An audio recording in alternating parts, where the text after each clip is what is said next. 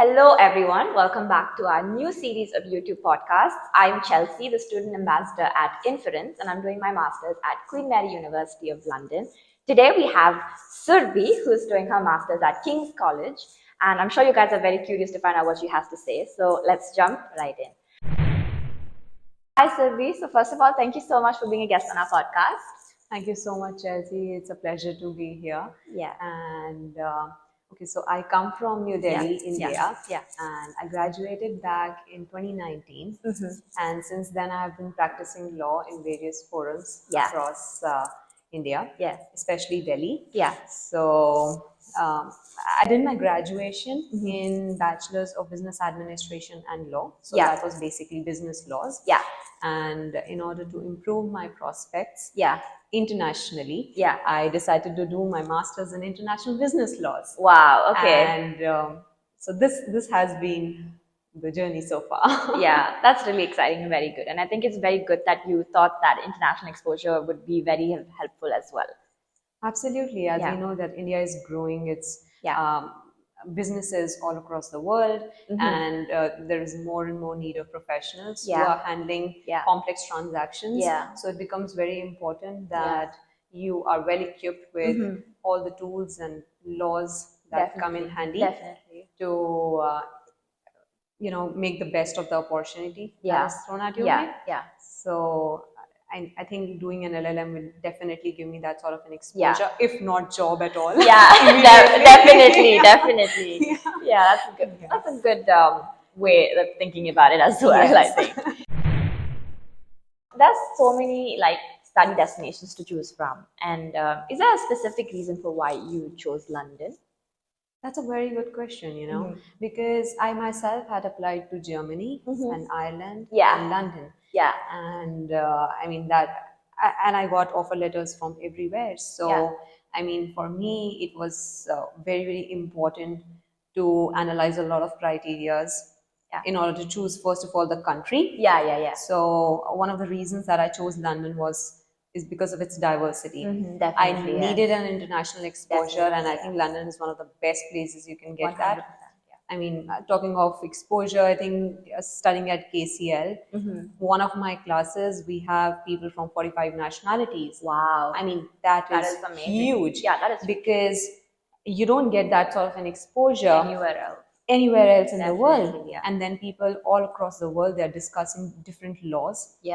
And how the laws are applied, or a similar law is applied in their country. So that sort of exposure is huge. So diversity is one of the biggest criteria for me. And second, it's London. It's beautiful. It's a big city. It's a beautiful city. That's something for everyone. And I say this, if you've seen our podcast, I say this for every podcast. It's because it's true. It's a big city. It's for everyone. You never get bored. And there's always a community for you, especially with the Indian community is huge as well. You always feel at home. You have home cooked food everywhere. And people are enjoying their festivals. And I think I've become more Indian after coming here. London. Yeah, definitely. I agree as well. Diwali is so much more fun here. Absolutely. Yeah, definitely. I completely agree. So London is the city. It's for the sure. City. Yeah. We all know that King's College, when you say King's College, it's we know that it's the 6th best university in the UK, and that definitely would not have been easy getting into. So what do you think were some factors that helped you get in terms of your grades, extracurriculars? What do you think were some things that helped you? So as far as the grades are concerned, in my graduation, I had decently good grades. Then I have been involved in different sort of competitions and activities. So which helped me in my improving my communication skills, which are vital as a lawyer. Definitely, right? And then I had a lot of exposure from my internships, which gave me practical insight as to how the industry works. And it helps in clear thinking and decision making, and it makes you more decisive about things, more opinionated.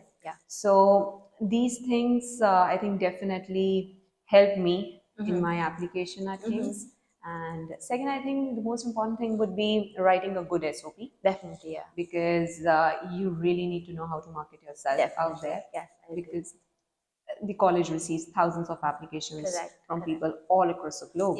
So you need to give them certain reasons as to why they should be picking you instead of others. Thousands of others. Absolutely. So, I mean, that helps writing a good SOP, which is well structured. Definitely, yeah. And which is suited to the college needs as well. Yeah. Not only yours, but it sort of gives an indication to the college as to how they will benefit from your presence is, I think, one of the key questions that you need to answer in an SOP. Yeah, definitely. So when you were writing your SOP, was it something that you did by yourself, or like, did you get help? How did that work for you? Okay, so I did look at a few sample SOPs as to how this process works. Yes. Then once I understood the structure of it, then I started jotting down all the points from how my background has been and how I can benefit from what the college is offering. So one of the key insights that I would like to give here is that just go through the curriculum of the course that you're applying in. Just go through the list of the modules that the college has to offer. And then probably connect your own personal life experiences with respect to those modules. And maybe convince the college why they should be choosing you to study those modules from the professionals and the experts in the field. And how you already have some sort of a background in understanding that.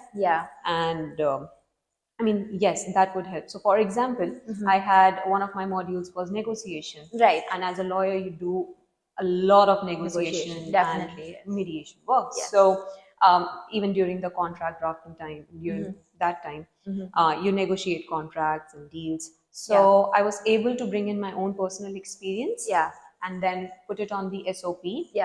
And I think that also somewhere convinced the college to see that, you know, this person knows where she is going and they know how to make use of whatever modules they are offering and convert it into money. Definitely, yes. So, or generate, you know, job opportunities. So that is, I think, one of the key criteria the college is looking for. Definitely, like a clear idea of what you would like to do as well. It's very important.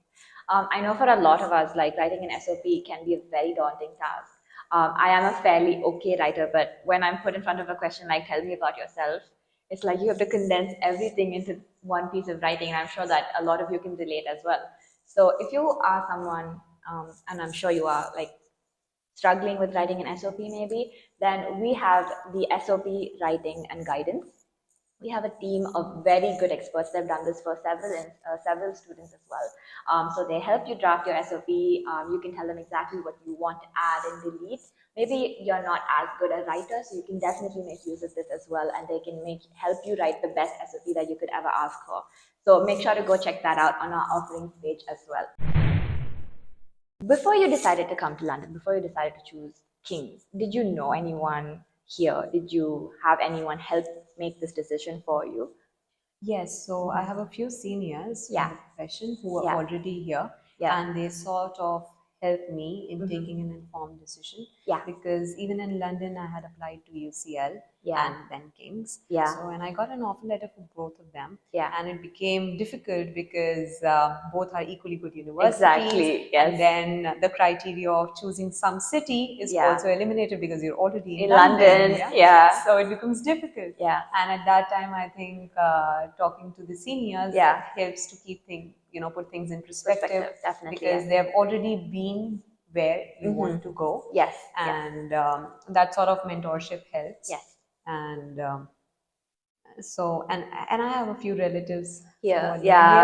So that did bring a lot of comfort to me. Because otherwise it can be quite a daunting experience for an international student to move in here by them, such a big city all by yourself. So I think that way I'm grateful for all the people who have supported me. Definitely. And I know it can be quite a stressful decision to make as well. Some of us are coming and staying away from our parents for like the first time, and it can be a little bit hard at first, but I'm so glad that you had people that helped you as well. When I came here as well, I didn't really know many people and I had to find my way around it. And something that I always wish is like, oh, I wish I knew people here.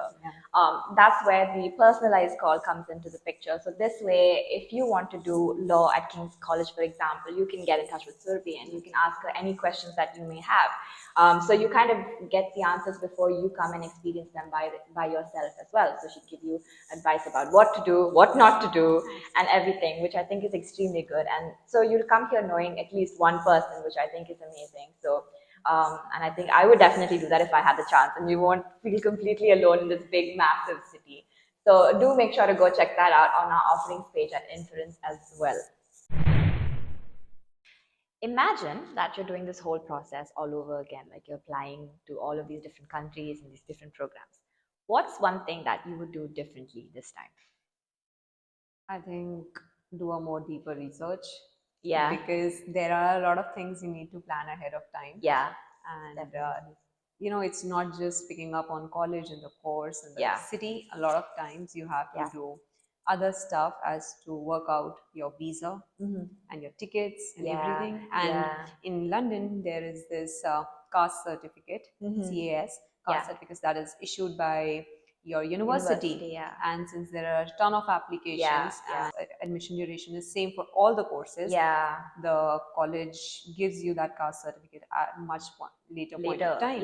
And by that time it becomes very difficult for you to process your visa back at home in a much quicker manner, and then accordingly book your tickets, because it can be for a lot of students becomes difficult to finance expensive tickets last moment. Definitely. So if you have planned your application well ahead in time, you will be able to get an early offer letter and then your caste certificate, and then timely you can apply for your visa without any last moment hassles and running around. All your documents will be in place, and the overall experience will be much more calmer. And you'll be able to enjoy the experience. Less overwhelming. Yes, it will be less overwhelming because it is definitely going to get overwhelmed once you are in the city, in the new city. So, I mean, these things can help to smoothen the process. So, ahead everything well. Well ahead of time. Yes. I completely agree with you as well, because I know that mine was very last minute, even though I didn't want it to be. It just happens. Like you don't realize it, it just happens, and it gets extremely stressful. So it is very good advice. Make sure to have everything planned out. Well ahead of time. Make a to-do list. To-do list. Yes. 100%. Make a to-do list. Cross everything, all the documents you have attained. Coordinate with your graduation, universities where you have graduated from, with the various government departments, and put your visa in order. I mean, everything. Just plan it meticulously. Advice from a lawyer. Certainly came here with expectations. We all come here with expectations. That's why we even decide to do this big move. So what were some like reality versus expectation moments that you've had? Okay, so as I said, I have come here for diversity. So I was very clear in my head that I'm going to be trying different cuisines. And I just love trying different cuisines and having food experiences. So, but lately I have been so much involved in my readings and the college curriculum and everything. I barely get time to go out and explore London in terms of its food. So it becomes difficult. And I love cooking myself. So, and because you don't have so much time on your hand, you end up cooking the things that you already know. So you're not experimenting with new ingredients. Eating the same thing. Eating the same Indian food. So you don't get to experiment with different ingredients and learn from people from different nationalities who are living with you. So my flatmates, they are from different nationalities. And I really thought that I had my expectations that I'd learn different cuisines and different dishes from them. But that not happening. That doesn't seem to be happening anytime soon. I know. So that time is it just runs it's so fast here. It's so fast. I mean, I'm already done with one semester. Yeah, tell me about it. It's very, very fast. It's very fast. And I think I know for a fact that a lot of people come here expecting that I'm going to have a lot of time to travel, I'm going to have a lot of time to do part-time, it's going to be a lot of money. Yes, part-time is another thing. I really thought, and everybody recommended to me that you should actually be looking for the part-time to, help you with the finances, because it does become a little expensive. Yes, definitely. And I mean, if you are an Indian student, every pound you spend, immediately in your head, converting it into 100, and just like that, 100 rupees are gone. It's gone. So you actually think very hard on the part-time jobs, but it's not really that easy to get a part-time job. And if you're thinking that you'll find something which is much suited to your skill set, that's even harder. It seems harder, definitely. And you need to be open to any sort of experience when you're looking for a part-time. Because the city is full of international students, and they're everywhere. So it's hard. Definitely. It's competitive. I mean, I'm not even talking about the main job that definitely you're looking for. It's part-time. It's part-time. It's competitive. You even have to do like rounds of interviews. Absolutely. You have to write SOPs. For even the part-time job. That was such a huge culture shock for me. I'm like, I thought I would just walk in and they give me the job. But because who wouldn't want a cute waiter or a nice bartender? Exactly. But no, that doesn't seem to be happening at all. They're just like, can you lift 45 kilos? And I'm like, no. And then, and the top of it, then your schedule doesn't match as well. Definitely. Because ultimately you're here for studying, right? Exactly. So, and if that doesn't match with your work schedule, it's hard. And it's not just go to uni and come back. You have a lot to do after that. You have readings to do. Absolutely. I don't think anyone seminars to attend and everything. So it can be very, very hard to juggle. I know for that for a fact. I know that for a lot of students coming here, you're probably already thinking about, I'm going to get a part-time job. You're already converting how much you're going to be making and everything. I did that too, I have to confess. And I know for a fact that Inference, we offer a championship bundle. So you get to connect with a lot of different people from a lot of different universities, maybe doing the same programs as you, maybe doing different programs or whatever it is. So this way you get to network and you get to build and grow your circle. So that way you can not just get help with part-time jobs, but get help with full-time jobs. They can tell you exactly how the application process works, what were some mistakes that they did, what were some things they did that helped as well, which I think is a very good way of just growing your network and getting to know what's out there for you as well. So make sure to go check out the championship bundle on the Inference page. And I know that if I had the chance, I would definitely do that. And I'm sure Surabhi can say the same as well. Yes, absolutely. I mean, it's just like hand holding in this big city, because there's a lot of information that you need to process, and it's a very, very fast-paced city. So if you have somebody to guide you and prioritize things for you, it becomes super easy. Definitely. Takes a lot of weight off your back as well. Absolutely.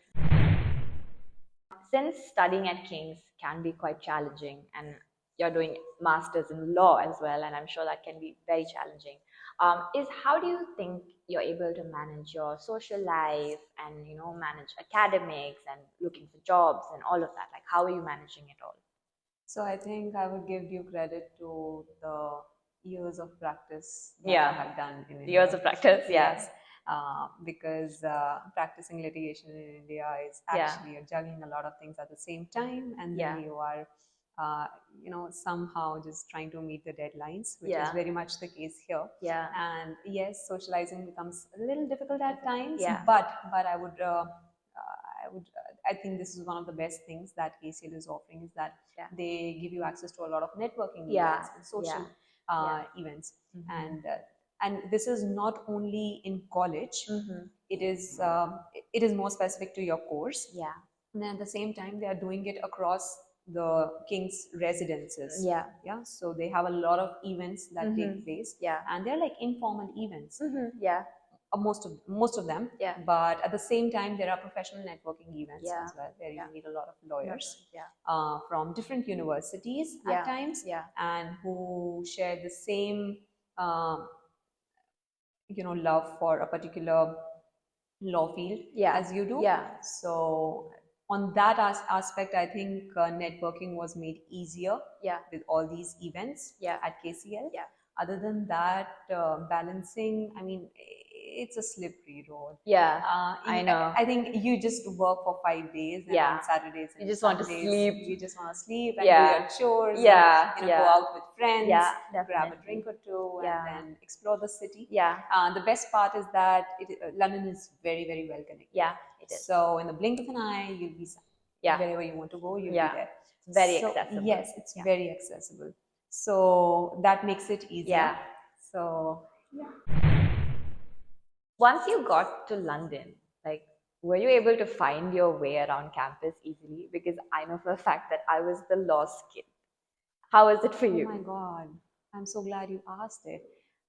I literally had imposter syndrome during that time because it was tons of information. Yes, exactly. You move into a new city. You're working on your residence equation, your food equation. There is cultural shock. Oh my gosh, right? Then there is sometimes you are adapting to the weather. Yes. And then there comes a lot of information. It's just bombarded at you. And it becomes so difficult. Luckily, King's had this welcome week wherein students were slowly and swiftly they were put into different events which informed them about the campus. So basically there were campus tours that were given and to familiarize students with what sort of facilities we have across the campus and where exactly the students need to reach out in case they need any help. And I mean that helped, but then again it becomes a very daunting experience to be honest. Definitely. And as you said, I was completely a lost sheep. In the first week. Me too. In the first week. But the best part is that everybody is confused. Exactly. Because everybody is moving at the same time. So you don't need to feel bad about it. Definitely. And the best part is that since everybody is confused, everybody wants to help the other person. Exactly. So that day, at that time, you get to experience a lot of kindness. You help people out. Exactly. And you make a lot of friends in that process. Definitely. So I am absolutely close with the people I met in the first week. So that's like definitely an experience that you would cherish. For sure. And I know for a fact that a lot of universities do offer campus tours, but some don't. And I'm sure that if you're the kind of curious person, like you want to know what you're getting into before you actually get into, I'm that kind of person as well. We have virtual tours. So the mentor that you get assigned to, you can, they're probably studying in the same university that you would like to go to, and then you can ask them for a virtual tour. Probably you can see where the campus is located, where the library is, where all of these important things are. And you won't be the lost sheep for the first week, which I think is very, very good. So please make sure to go check that out on the offerings page at Infinite as well. This is a very, very good initiative because I have experiences. I can actually vouch for it. Because universities here, they have everything. You just need to know where exactly what is. Yes, exactly. And they have the kind of resources that you cannot even imagine. Definitely. And especially when you're coming from different jurisdictions, it might not be there available in your jurisdiction, but they have it here in London, and they are very, very student friendly. Yes, definitely. So, I mean, tours like these, they familiarize you with the resources that you have at your disposal. And I think it's a very, very good initiative. Definitely. So go make sure, check that out. We would do the same if we were you. Tell me 3 things that you would change about KCL and 3 things that you would never change about KCL. Okay, let's start with the things I would never change about KCL. First is, of course, the diversity. I love the fact that I get to interact with people from all across the world and make friends with them, learn about their cultures and how they deal with the problems in day-to-day life and different perspectives. Definitely. So number 1 being that. Number 2 is that I think the faculty, because they are absolutely experts on the fields that they are teaching. They are so professional and they are super student friendly. And they're always there to help you. So difficulties. Really amazing. Really good. Yeah. And the third aspect would be, KCL has more inclination towards the practical side of the field rather than just academics and research. And that makes it more relevant in the job market. So you can be a very good researcher. You can be really good in legal theory. Yeah. But at the same time, if you're not able to,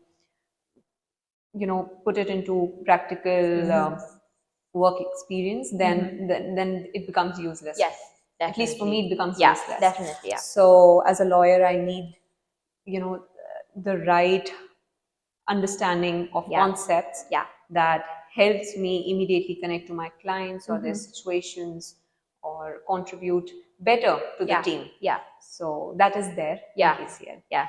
And it's not only theory inclined. So these are three things that I would never change. Yeah.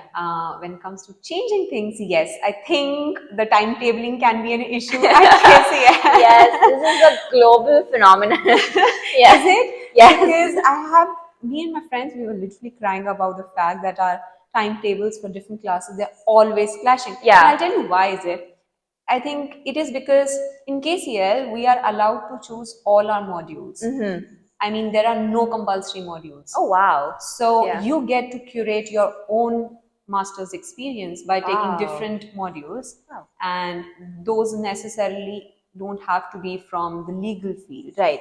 I mean, they are given to you. Yeah. And they come in the packaging of law modules. But then, for example, I learned negotiation, which is a hardcore business skill. But I learned it in law. So there are no compulsory modules, which is there in a lot of master's programs. That is not there at KCL. Not at least in LLM.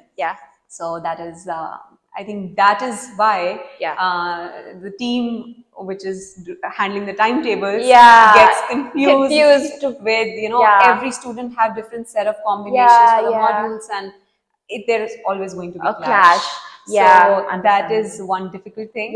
But we do have video recording of the lectures. So in case we miss anything, we go watch it. So they are taking care of it. But it's not as same as having a first. It's not that seamless. And live experiences and live discussions are much more useful. Definitely. So one being that, and second, I think everything in King's is so much technology driven. To a point that it becomes so much mechanical. They lose human touch. You scan this and you tap here, and then for everything they have put it on their website. And the website is like a huge jungle. So you get lost in it because you don't know. And as a newcomer, you really don't know what you're looking for. You don't know the question. How are you going to answer it, right? So you are so confused, and you need some sort of hand-holding in somebody who can actually guide you rather than bombarding you with tons of information. So I think that is definitely what I want to change about so much technology. So much. Definitely. Especially like when you come from India, like it's still not like we still have like manual systems still in place, and here everything is like tapping. Even the elevator is AI. I'm like, can we please just can I just press the button and take me there? No, it's just like it has like this whole. I'm like, I could learn coding instead. Actually. So I realized the need of learning artificial intelligence after coming here. That was not on my plan, but I intend to do some module. Definitely. Me too. Because everything is just AI, and I'm like, where's the human? There's no human. So we definitely change it for yes, 100%. Is there anything else that you would like to change about KCL? Nothing that comes to the top of my head. I mean, I think these two are really good. What advice would you give yourself before applying to KCL? Like now that you've done this, you've experienced the whole thing. Is there any advice that you would give yourself before doing it, if you're doing it again? Okay, so I think before coming here, I would research more. Definitely. And when I say research, it's not just like Google research. Just use the tools like LinkedIn. Just look the people, the alumni who have already done that modules or courses. Where are they placed now? That gives you an indication about the job market. That gives you an opportunity to interact with them and know from their first-hand experience whether a particular module is actually relevant to the market, and or is it just like theory, and what professors to take seriously? I mean, you need to take all professors seriously, definitely, but then there are few you can take little leverage with. So that is there. So research well, connect with people, and reach out more, so that you already have a sense of background of what you are getting into. And that helps to ease out the entire process. Definitely. This is where the championship bundle comes into play again. This way, like, because I know that connecting with LinkedIn, people on LinkedIn can be extremely hard. Like when I was doing it, it was very difficult as well. Like they were very helpful, but it took a really long time for them to get back to me, maybe schedule a time, because we don't really have that personal touch. At the end of the day, it's just someone on LinkedIn, and they're being kind enough to give you their ideas and opinions. But with the championship bundle, these are mentors that we have that's specifically for you guys. So if there's something that you want to ask about, like Surabhi was saying, like which modules are maybe more challenging, which modules are maybe not, where are they working now, where are they placed, what was their journey like, which I think is very, very helpful and very, very important to know what these people are doing, and you can like picture yourself maybe doing the same things as them as well, which is very helpful and comes from first-hand experience as well. So make sure to go and check that out on the championship bundle as well. What is the most bizarre thing that you've experienced at KCL? At KCL, okay, so nothing at KCL, but I can share with you my bizarre experience in London. Yes, we have several. So imagine you are going to a public park and you get locked in a public park. No way. Yes, I mean, you can never imagine that in India. There are legit closing timings for the public parks here in London. I got myself locked in Regent Park.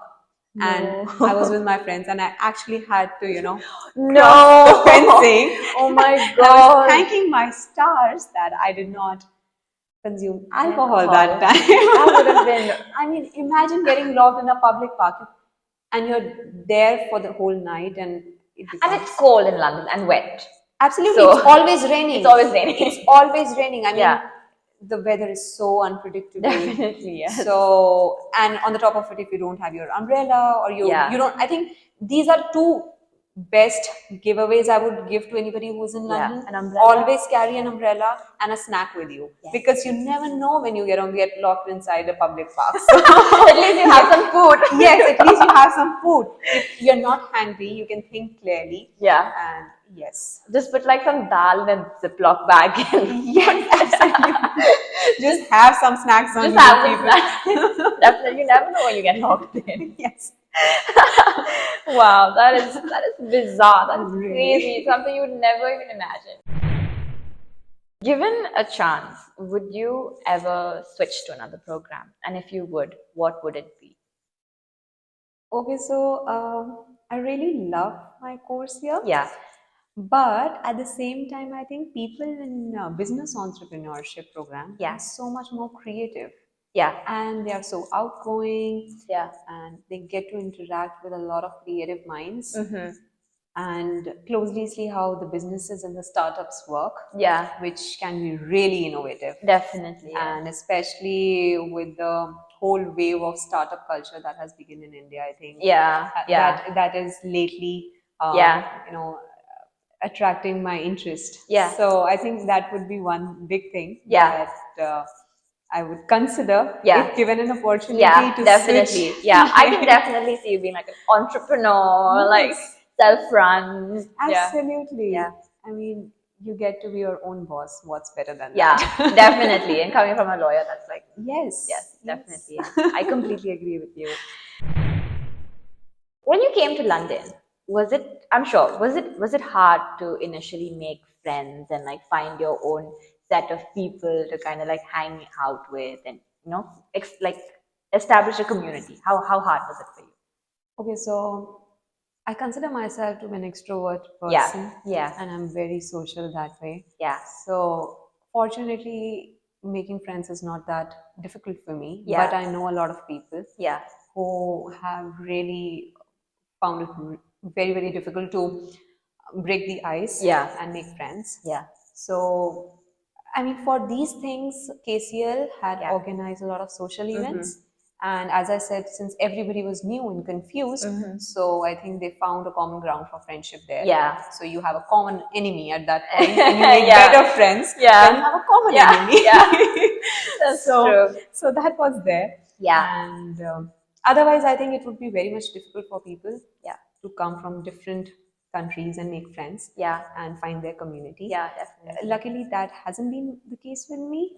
And I'm grateful to God for that. Yeah. But I mean, imagine yourself getting to a new country by yourself and not having any friends and feeling lonely. It can't get worse than that. Yes, it just demotivates you because see, the weather is also, if you're coming from a tropical country or you know where there is sunlight for the major part of the day, that's not the case in London. It's most of the times it's gloomy. And I've heard people having weather depression during the winter season. And it becomes really difficult. And if you don't have that sort of community, you can rant and share your concerns with. So it might become difficult, and it does become difficult. And you get homesick more often in that case. So if my only suggestion would be here to associate yourself with different sort of activities and clubs and events. Keep yourself busy. Keep yourself busy and interact with as many people as you can, and don't hold yourself back thinking that I'm gonna make friends with people from my community. No, everybody here is so much open to cultural friends, different cultural experiences, that they are very welcoming. Definitely. Which is one of the surprising factors. I was a bit hesitant in making friends with people with other countries, but everybody was so much welcoming. And I think I am better friends with the foreign nationals from my own community. Definitely. I love every bit of it. And I think it's also really nice to like have people that have done the same programs as you, like your seniors, and like you can like have the same rants because they've been through the same thing. Like you can relate to their struggles as well. So I think that's very nice as well. Now we are at the most fun part of the podcast. It's called the Spill the Beans session. Okay. So I'm just going to ask you a couple of questions and you can answer with the first thing that pops into your head. Okay.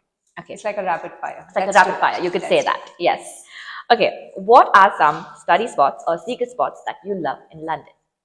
Okay, so London has really cute cafes everywhere. Yes, it does. And they can be a bit distracting with really cute guys as well, but then that's okay. 100%. If you're going to do that, if you're going there for work, then just don't. Yes. You're not going to get anything done. Yes. But if you really want to do your work seriously, then I think KCL has a lot of study spots. And the KCL Student Union has made sure there are a lot of spaces which offers you quiet spaces wherein you can study. So there you can get your work done. But if you just want to hang out, a little bit of distraction, and you are okay head to the cafe. So, some of the baristas are just wow. Masterpieces. Yes. I agree. If London was a flavor, what would it taste like and why? Okay, so I had this sorbet a few days back, and it's called like lime and basil. Oh, and that was like so unique. It's exotic. It's exotic, and I think lime and basil. Lime and basil. Very exotic. It is absolutely. And it's not for everyone. It's not for everyone. But once you get a hang of it, once you develop taste for it, there's nothing better than that. So once you get to know your ways around in London and you adapt to the city environment, I think it's one of the best cities definitely to live in. I agree. And you'll never have a dull moment. Never a dull moment. Never a dull moment. Tell me about an only in London experience that you've had. Only in London. I mean, I come from India, and there, the pub culture is not that strong. Yes. And I'm saying it that I'm coming from Delhi, which is a metropolitan city. Yeah. But here, after 5 o'clock on every Friday, yeah, you'll see a bunch of people yeah, heading down from their offices and grabbing a pint of beer. yeah, And they're very dedicated towards it. yeah, And they're not missing it for anything in the no, world. yes, And definitely. and these are like really professional people. Yeah. And who are like saving the day, and companies, and Yeah. dealing in millions and millions. Like, yeah, making six figures. Yes. Yeah. But they are very, very disciplined about their About 5 o'clock beer It is at a the nearest must-have. bar. So on every nook and corner in London, you'll find a pub. Yeah. And it's always full. It's always Yeah. colorful, and Yeah. people are loud and and having fun. Yeah. And it's really nice. It's something to see. It's something. It's a sight. Yes. Yeah. You must definitely experience it. Yeah. Yeah. I agree. You never know. You find your Mr. Darcy in there. Yeah. Absolutely. Agreed. It's a financial hub, so everybody is so well dressed. Yes. All the time. A lot of Mr. Darcy's, potential Mr. Darcy's. Yes. What is the craziest adventure or night out experience you've had in London? I think I've been here for only 4 months. Yeah, climbing the fence. Yes, getting locked in the Regent Park was one of the craziest things we had to do, because we legit went to each and every exit of the park. Oh my gosh. And it's such a huge park. It is huge. Which has lakes, which has hillocks, which is everything. And we are hungry, and it's cold, and it's getting dark. And it gets dark. So after the clock changes, it gets dark here around 4:35 during the day. It's pitch dark. It's dark. It's like it's 9 p.m. Yes, it's like it's 9 p.m. Yeah. And that is another bizarre thing in London. I mean, what is the, you get so much demotivated. Yeah. The moment it's dark outside, you feel like crawling into your bed and getting comforted with a cup of nice hot chocolate, and you're done for the day. But that's not how it works. Exactly. You still have work. You still have tons of readings and other works to do. Yeah. So I think Regent Park would be the most bizarre thing. One. Yes. Yeah. Another thing is that, even though the connectivity is so much good, but the buses or the TFL, they wouldn't hesitate to cancel on the trip, or so they just terminate. They terminate anywhere, in the middle of the road, and they'll be like, this bus won't go any further. Get out. And it just get out, yes, and just change the bus. And they'll be kind enough to tell you which bus to take next, but then you are standing bus, but not this bus.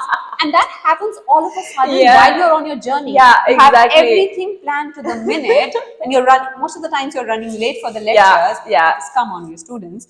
So, and the bus terminates. And then you're switching like 3 buses for the same route. And that's another bizarre thing about London. Exactly. So always be prepared to get kicked out of the bus. Yes, you should always have like 10 to 15 extra minutes to spare. Definitely. For this. 100%. Yes. I think that's the best advice anyone can give anyone. Yeah. Would you pick any other city over London? And if yes, why? Absolutely not. I don't think so. And I'll tell you why. Because this is like, there is so much prospect of so much cultural exchange. Yes, definitely. Number one. And number two, this is like the only city where you can see an old architecture building and at the same time a modern, technologically advanced architectural setup. And that's just adjacent to it. I mean, it's brilliant how they have preserved their old buildings. Yes, exactly. And at the same time, they are moving towards modern London. It's a beautiful amalgamation. It's a perfect balance, I would say. Yes, absolutely. Yeah. If you're someone who loves architecture, then London is definitely the place. Yes, there is so much history to the city. Yes, definitely. Everywhere there are placards, and there are, there is literature that you can read about this road, and this building, and this bridge. Everything has history attached to it. Everything has a history. So any random stroll you take on a road can actually be a very much of an informative stroll. Definitely. So for all of the history freaks out there, then yes, absolutely, definitely for you guys. Well, this comes to the end of our podcast. It's been so much fun having this conversation with you, and it was so insightful at the same time as well. So thank you so much for being a guest on our podcast. I loved every bit of it. Yeah. And let me know if I can be of any help to anybody who's planning to come to London and need any insight from, any first-hand experience. Yeah. So I'm there to help, and feel free to reach out to me. Yes, definitely. Thank you so much for being a part of this podcast, Surabhi. I've had an amazing conversation with you, and I'm sure that our audience have benefited largely from this podcast as well. So to all of you guys, if you were thinking about making this decision, I hope that we propelled you into making that decision. Make sure to go and check out the Inference page for all of the offerings that we were talking about in this video. And hopefully we'll get to see you guys in London or wherever you guys get to go. We'll see you soon. Bye-bye.